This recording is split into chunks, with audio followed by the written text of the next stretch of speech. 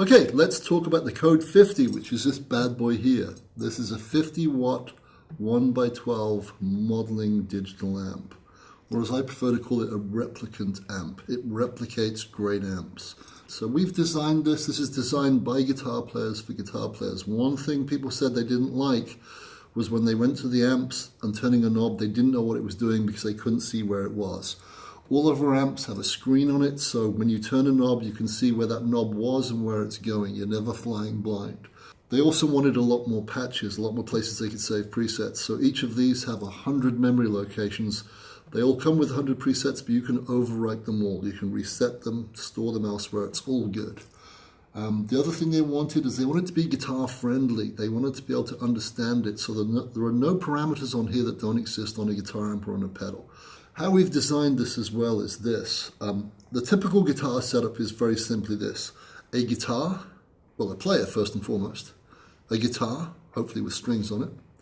Then into effects pedals, stomp boxes, then into an amp. And an amp is normally 4 components. Let me explain. There's a preamp that takes the wimpy signal that comes from the guitar and makes it into something a little bit more manly. Preamp and paramp, very important. Each of them color the amp. The paramp doesn't just magnify, it changes the sound depending on what the paramp is, and we'll get more into that in a minute. Then you have the speakers. The speakers are not just there to move air. A guitar speaker will affect the tone in a positive way, I hasten to add. So different people like different speakers because of the tonality of them. The size of the box, the size of the cabinet will also affect the tone as well. The bigger the box, the lower the frequency. Then there's the effects loop. Why does an effects loop live in an amp? Well, it's very simple. People will tell you that certain effects, time-based effects like reverb and delay and also modulation, sound best the closer they are to the end of the signal path. To that end, this amp is set up in modules, and each one of the buttons on the top of the control panel switches one of them off and on. The first one is called pre-effects, which are the stomp boxes. I go in there and I can edit overdrive, distortion, compression, pitch shifting, or auto wah. Then we come to the preamp section, the amp section. That has 16 models in it, or 16 replicas. So you've got 14 preamps that you can choose from, plus an acoustic, plus a natural.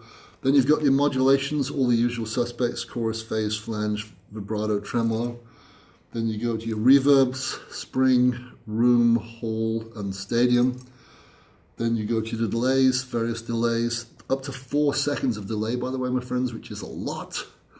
And then we come to the paramps. There are 4 paramps you can choose from, 4 very different tonal flavors. And all of them, by the way, you can edit resonance and presence, which are features of the paramp, not of the preamp.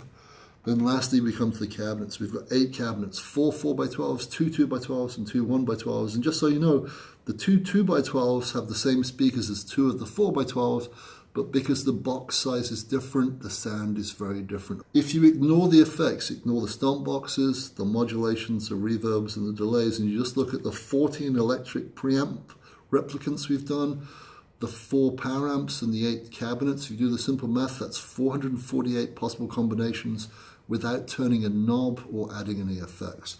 Another thing the amp has built within it that you can program is a professional studio level noise gate. So let's listen to the amp, because they say the proof of the pudding is in the eating, and with an amp, the proof of the pudding is in the listening and how it feels. It's how it sounds and how it feels, folks. Anyway, enough of my blab, let's listen.